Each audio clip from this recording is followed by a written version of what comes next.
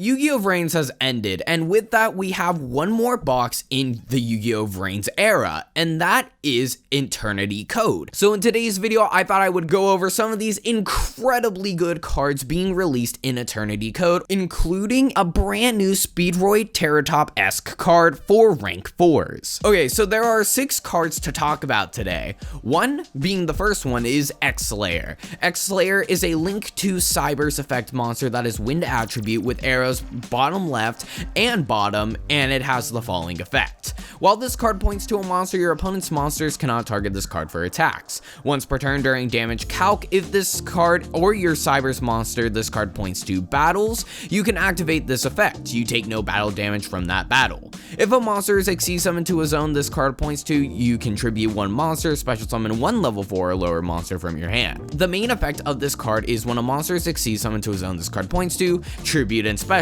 Now, I don't think this card is that great, especially when we look at some of the other cards revealed, because oh my god, these cards are really good. So Xlayer, I'm just gonna chalk it up as a bulk. Proxy Magician is a fire Cyberse link effect monster with arrows bottom left and bottom right. It requires 2 effect monsters and it has the following effect. If you control a fusion monster or you have a fusion monster in your graveyard, you can fusion summon 1 fusion monster from your extra deck using monsters you control as fusion material. If a fusion monster is fusion summoned to a zone this card points to, you can special summon 1 monster with 1,000 or less attack from your hand. You can only use each effect of Proxy Magician once per turn. Honestly, Proxy Magician's pretty solid. The thing is, right, it requires any 2 effect monsters, meaning this is completely generic. It's just another method of fusion summoning. I think this card's just generically really good fusion support and enables another fusion summon if necessary through a link monster. You can use instant fusion with this and then fusion summon. You can even special summon monsters from your hand after you fusion summon. So I think Proxy Magician is generically just really good fusion support,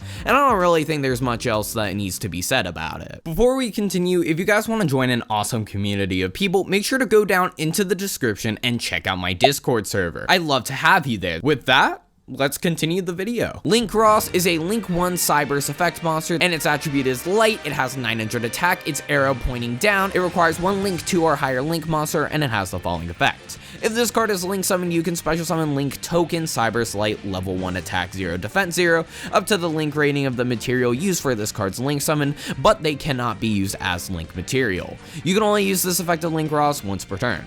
So Link Ross is quite interesting. So if you summon a Link 4, you use Link Ross, you get 4 tokens. That's pretty good, but they cannot be used as Link material, so your main purpose for summoning these tokens is either to tribute them for some purpose, because honestly, that's not a bad purpose at all. If you're playing a deck like Monarchs and you summon Isolde, you can use that Isolde for Link Ross and then get 2 tokens for absolutely free. So if you need to tribute for something like a Monarch, then Link Ross is your go-to Link monster for that. But then we also have to keep in mind you can use them for synchro summoning. It helps you fusion summon for Cyberse monsters, so whatever purpose you can use tokens for, this card is pretty good for that, honestly. Oh man, here comes the crazy cards. Well, I mean, Access Code Talker isn't like the craziest card. So Access Code Talker is the final Code Talker.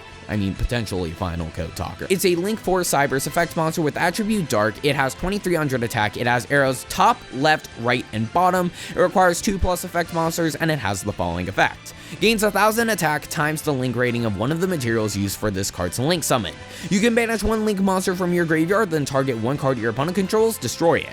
You cannot banish other monsters with the same attribute to activate this effect of Access Code Talker. This card is actually really good. I think when it comes to it being printed in real life, I expect it to be a quick effect banish 1 Link monster, destroy a card, because otherwise this card is just removal. But like, it is actually really strong for the purpose of removal. I just personally think they're not going to print this with this effect specifically. I 100% think they are going to print it with the quick effect. Otherwise, this card becomes way more mediocre. If the Code Talker archetype got this card and it did have a quick effect, that would be incredibly good for Code Talkers. They've been needing something like Access Code Talker with that quick effect to become more relevant. Okay, so let's think about this for a second. Just assuming it had the quick effect.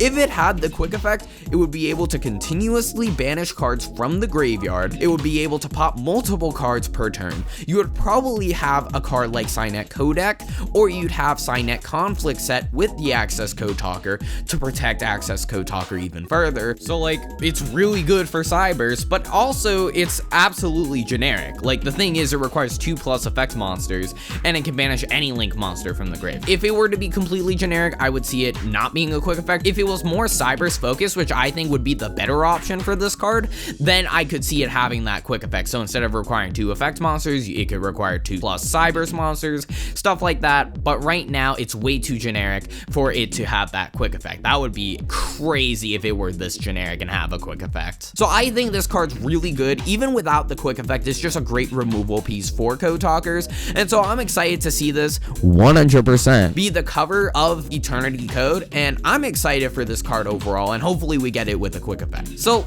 let's talk about Splash Mage for a second. It's a water Cyberse link 2 effect monster with the 1100 attack, arrows top right and bottom right. It requires 2 Cyberse monsters, and it has the following effect. You can target 1 Cyberse monster in your graveyard, special summon it in defense position. Also, you cannot special summon monsters for the rest of this turn except Cyberse monsters. You can only use this effect of Splash Mage once per turn. Okay, hold on. Literally, this has been something Cyberse have needed for so long now. Cyberse have been needing a link 2 like this forever to turbo into. Splash Mage says, okay, I'm going to lock myself into Cyberse, which you already do regardless, but I put another body on field, which is very similar to decks like Orcus, where you have Mermaid, or you used to have Mermaid, which would go into Orcus Nightmare, etc. You would have a deck like Warriors, which would summon Isolde to get another body on field, which would gain advantage, and Splash Mage just summons another body. Now, that body doesn't necessarily need to be super impactful. The main reason why this is so good is because it helps you turbo into more Cyberse cards. But one of the big problems has always been to turbo into Transcode Talker, because we have easy ways of creating link 2s but not link 3s, and so now that we have a link 2 that just generally puts another body on field,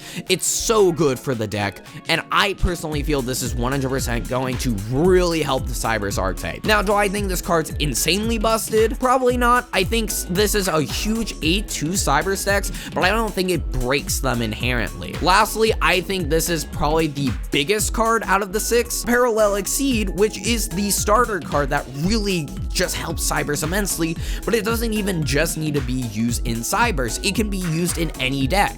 And so let me explain why. We have ParallelExceed. It's a level 8 Cyberse effect monster with 2000 attack, 2000 defense. It's a wind attribute, and it has the following effect.